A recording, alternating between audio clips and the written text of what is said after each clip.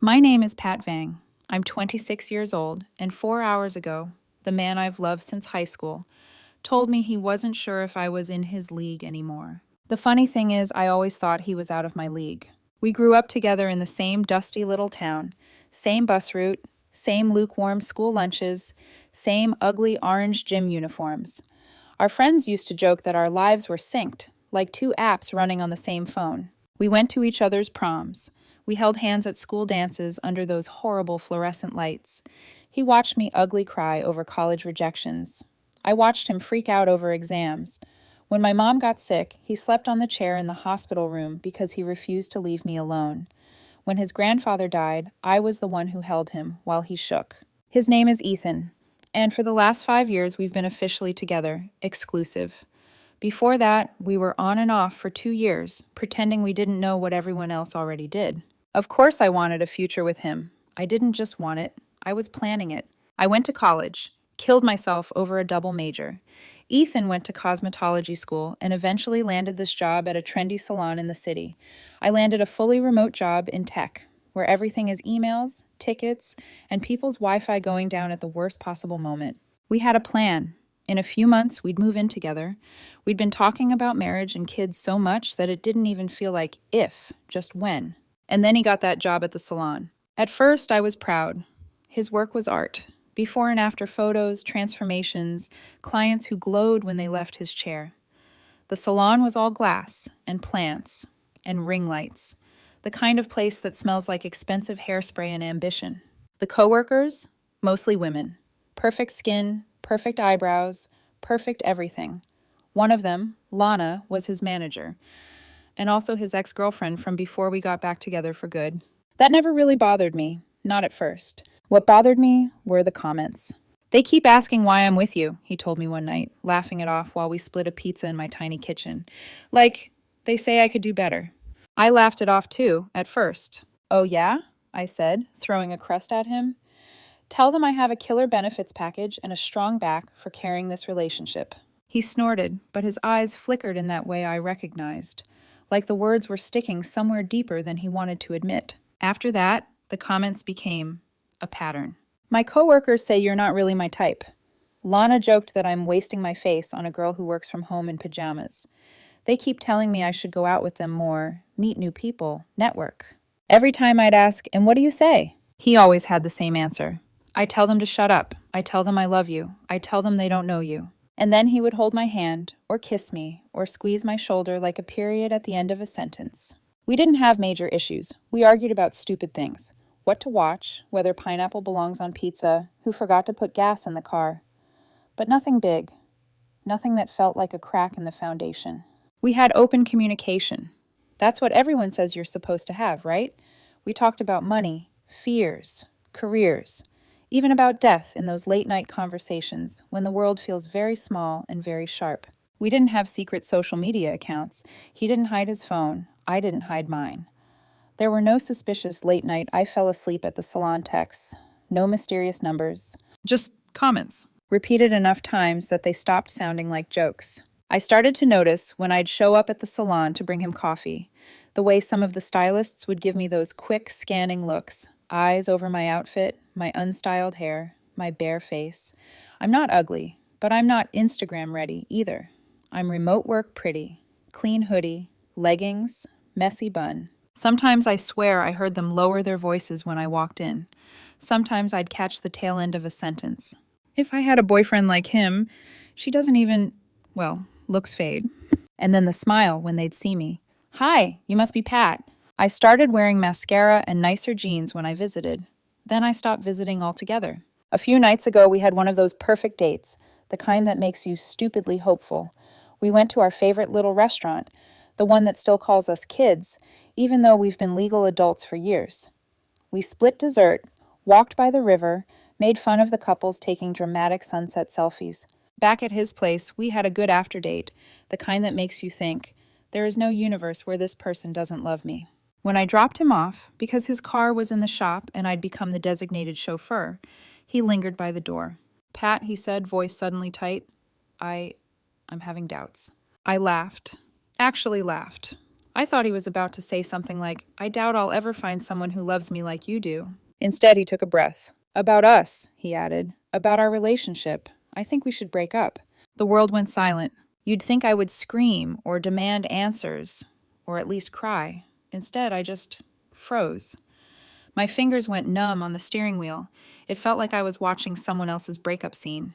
Okay, I heard myself say. Just that. One small word, sharper than anything else I could have thrown at him. I watched him flinch. He opened his mouth like he was going to say more, then closed it again. I put the car in reverse. He reached for the door frame like he wanted to stop me. Pat, wait. But I didn't. I backed out of the driveway, eyes fixed on the road. I didn't trust my face not to crumble if I looked at him again. I drove until the streetlights blurred. I drove past my apartment, past the exit to our old high school, past the mall where we had our first real date. I turned my phone off at a red light. Not on silent, off. It wasn't until I parked in front of a 24-hour cafe with decent Wi-Fi that the reality of what he'd just done hit me like a wave breaking over my head. He'd broken up with me, not because of some big fight or betrayal or irreconcilable difference, but because a bunch of coworkers, strangers, had convinced him I wasn't good enough for him. For the first time since I was 17, I didn't know where my life was headed. I did the only thing I know how to do when the world spins. I opened my laptop. I answered emails. I fixed tickets. I pretended nothing had happened. Hours later, when my fingers finally stilled, I turned my phone back on. 61 missed calls, 4 voicemails from the police, 417 text messages. My stomach flipped. The first call was from my boss. The second from my best friend, then his mom, then his dad, then unknown numbers, then Ethan, love. I didn't listen to the voicemails. I didn't read the texts. My brain had switched into airplane mode, even if my phone hadn't. I typed out a bland, generalized message and sent it to the people I recognized. I'm safe. I just need some time and space to work through personal stuff. Please don't worry. I'll reach out when I'm ready. Then I turned the phone face down on the table and stared at my reflection in the dark screen. I felt empty, not even heartbreak, just static. A new voicemail notification popped up. I ignored it until my boss texted. Urgent. Cops called the office about a wellness check. Call me. The wellness check. So they'd gone to my apartment, found it empty, then gone to my office, also empty. Of course they thought the worst. I'd gone completely silent after my boyfriend ended a 5-year relationship in 2 sentences. I called my boss, explained as calmly as I could that I was alive, that I just needed to turn my phone off and work remotely somewhere else. He asked me to join a Zoom call that night. I rescheduled it for the next day. I couldn't face my own reflection on a screen, much less his. Hours blurred again. Somewhere between responding to clients and staring at the cafe's ugly wall art, my phone rang with a number I didn't recognize and a cheery, automated voice. Hello, this is a reminder that your custom order is ready for pickup. I almost hung up. Your ring is ready to be picked up anytime today. The ring. The engagement ring I'd ordered for Ethan 3 weeks ago. The one with our birthstones forming a heart, tiny diamonds around, and an engraving inside with our anniversary date. My throat burned.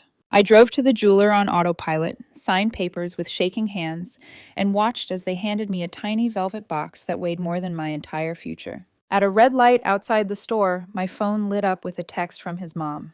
We're worried. Please come by the house tonight so we can talk. Ethan is here. We just want to understand. I stared at the message for a long time. I thought about ignoring her, about disappearing, about packing up my apartment and starting over somewhere no one knew my name or my failed love story of. Instead, I found myself driving toward the familiar cul-de-sac where his parents lived. The houses looked the same, but I felt like a stranger on that street. By the time I pulled into their driveway, my hands were sweating around the steering wheel. The ring box sat in the cup holder like a live grenade.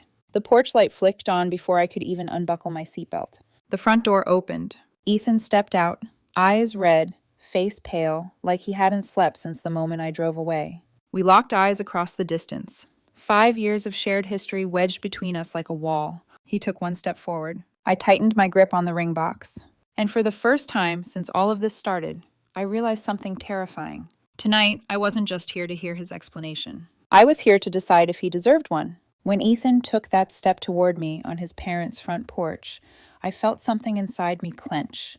Not in fear, not in longing, but in a strange, hollow ache. a kind of grief for a version of us that already felt gone. He whispered my name like it was a question. Pat. I didn't answer. I just walked past him into the house. His mother, Julie, met me halfway in the foyer. Her eyes were swollen, her voice soft. Oh, sweetheart, thank you for coming. His father, Mark, stood in the living room with his arms crossed, jaw tight, but I knew that anger wasn't aimed at me. I sat on the couch. Ethan sat across from me, his knees bouncing like he was holding himself together with sheer will.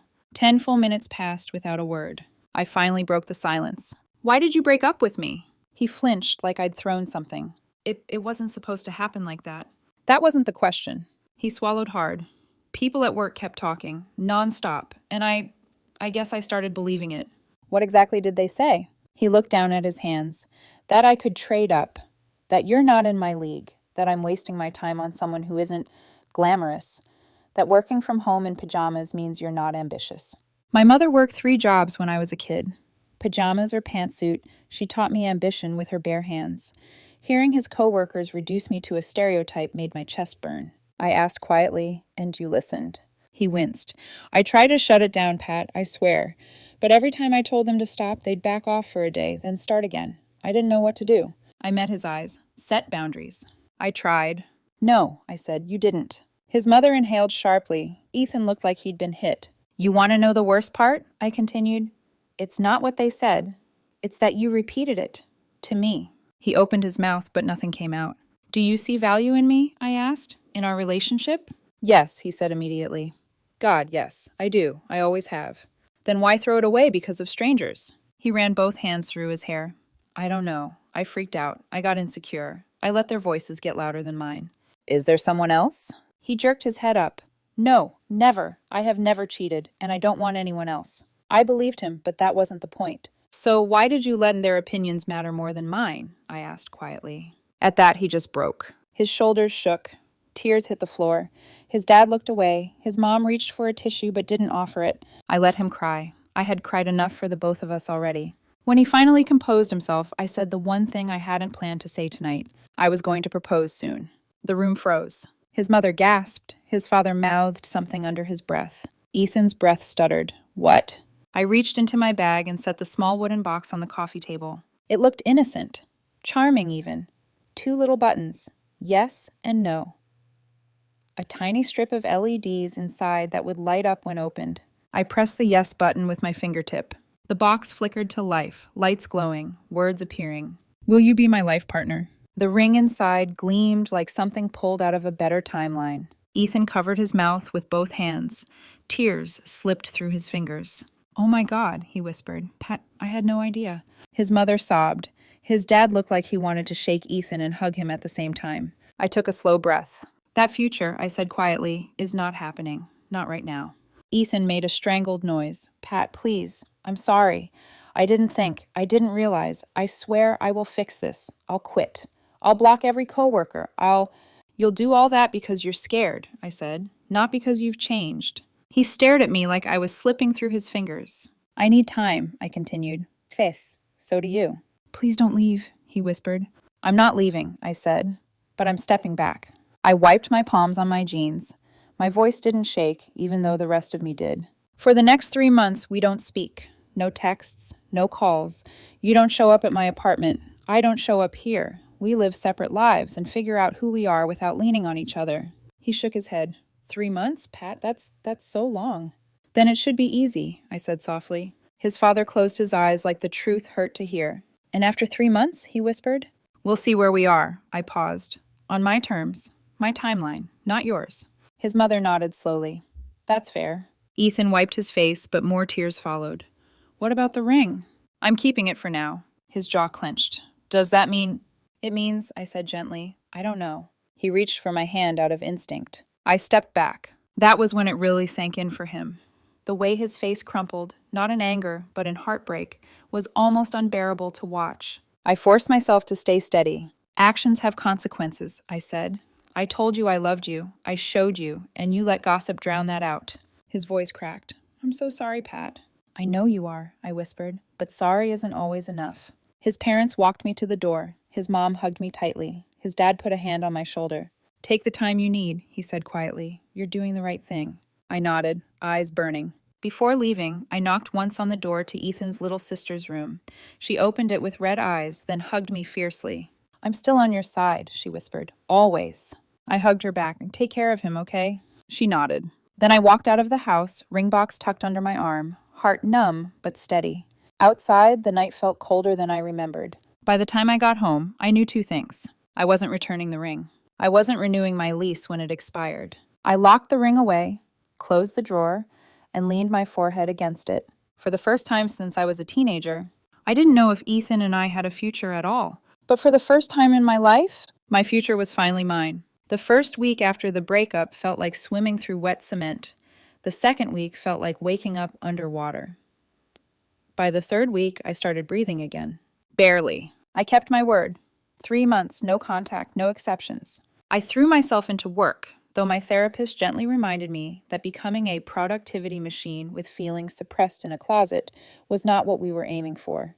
So I forced myself to go outside, to eat somewhere that wasn't my couch, to sit in sunlight for at least 10 minutes a day. Little things. But little things sometimes keep you alive. Meanwhile, our shared friends, they had thoughts. Some were sympathetic toward Ethan. Most were furious on my behalf. A few tried to play mediator, and I shut that down hard. Boundaries weren't suggestions. They were survival. Through them, I learned bits and pieces. Apparently, Ethan went into therapy. Apparently, he quit the salon spectacularly, burning every bridge behind him. Apparently, his ex-coworkers, Lana included, were shocked he walked away. Apparently, he told them the truth. He'd let their comments ruin something irreplaceable. I didn't know how to feel about any of it. Anger? Bittersweet pride? Aching confusion? Maybe all three. But even as the weeks passed, even as the ache dulled, even as I went on with my life like a half-functioning adult, I never stopped thinking about him entirely. Just less, which felt like progress. The 2 accidental encounters. The first time I saw him was at his little sister's school play, because I had pinky promised her I would come, and breaking a pinky promise is a sin in her eyes. He saw me as I slipped into the auditorium. For a moment, the world shrank to his face. He didn't approach me. I didn't approach him. But the air between us hummed like a taut wire. The second time was at a mutual friend's birthday. We exchanged polite highs. We made small talk. We faded back into the crowd. Neither of us broke the no-contact rule, but something felt unfinished, like a chapter left mid-sentence, when everything changed. By the second month, I started getting migraines. Not regular ones. Sharp, drilling pain behind one eye. Sometimes my vision blurred. Sometimes light hurt. Sometimes my hands trembled. I brushed it off. Stress, obviously. Heartbreak stress. Work stress. Life stress. I took painkillers, drank water, kept going. Until the day my body simply quit. I was out with 2 friends, window shopping at the outlet mall, complaining about overpriced candles and ugly sweaters. Then everything went fuzzy. My steps slowed, the world tilted, a high-pitched ringing filled my ears. My knees buckled. My friend shouted my name. Then I hit the ground. I don't remember the seizure. Only that I woke up in an ambulance with a mask on my face and someone saying, "Pat, stay with us." My first thought wasn't fear. It was Ethan. The diagnosis, tests, scans, needles, questions. The hospital room smelled like bleach and cold air. The doctor walked in with a printout. He wasn't smiling. "There's a mass," he said gently, "near your frontal lobe. A tumor. A glioma-like tumor. Operable, but risky." My hands went numb. My breath stuttered. Tumor. Tumor. 2 more. The word echoed like a scream inside my skull. My friends called my parents, my siblings, and Ethan's family, because they didn't know what else to do. Within an hour, Ethan was in my doorway. And without any permission from my heart or brain, tears spilled down my face the moment I saw him. He looked destroyed, like someone had unplugged his soul. "Pat," he whispered, breaking. I'm here. I'm right here." I didn't tell him to leave. I didn't remind him about the no-contact rule. I didn't push him away. I was too tired, too scared, too fragile, and maybe too human. The week that followed. The hospital became my entire world. Ethan became part of it, quietly, steadily, respectfully. He didn't touch me unless I nodded. He didn't cry in front of me. He would sit in the awful hospital recliner and fall asleep upright, hoodie pulled over his face like he was trying to hide the fear. Sometimes I woke up in the night and saw him there, slumped but present. And something inside me softened despite myself. We talked, not about us, not at first, just about life, memories, stupid inside jokes, anything that distracted me from the fact that my own brain had turned traitor. But eventually, the hard conversations surfaced like bruises under skin. He told me he had kept going to therapy, told me he regretted breaking up with me every single day, told me he had left the salon, blocked all his toxic coworkers, and was applying to new salons where boundaries existed. I needed to grow up, he said quietly, and it took losing you to realize that. I didn't know what to say, because I wasn't the same girl he broke, and he wasn't the same boy who let me go. We were two different people now, meeting each other again for the first time. The invitation I didn't expect. On day 5, Ethan's mother took my hand. Honey, once you're discharged, you won't be able to drive for a while, or live alone. We've talked about it, and, if you want, we want you to move into our home. I blinked. What? So we can take care of you, she said softly, together. His dad nodded. You're family to us, Pat. You always will be. I looked at Ethan. He wasn't smiling. His eyes shone like he was terrified I'd say no. Only if you're comfortable, he whispered. I stared at my hands, at the IV line, at the medical bracelet around my wrist, at the faded bruises from the seizure. I thought about the empty apartment that waited for me, the lease ending in a few months, the quiet I used to crave but now feared.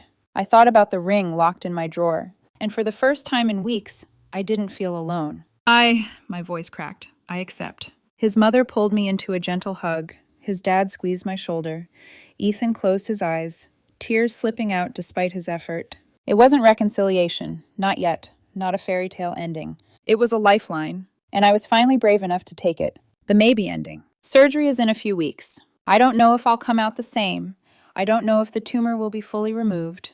I don't know if Ethan and I will find our way back to each other as lovers, or if we'll learn we're meant to love each other in a different way. But I do know this. Life is too short not to love the people you love while you can. Too short to stay silent. Too short to let toxic voices drown out the truth. I haven't put the ring on, but I haven't thrown it away. It sits in a small wooden box in my hospital drawer, waiting, not demanding, just waiting. Just like us. Whatever happens after surgery, whatever version of Pat Vang wakes up on the other side, she'll decide what our future looks like. And for the first time in a long time, I'm not afraid of that.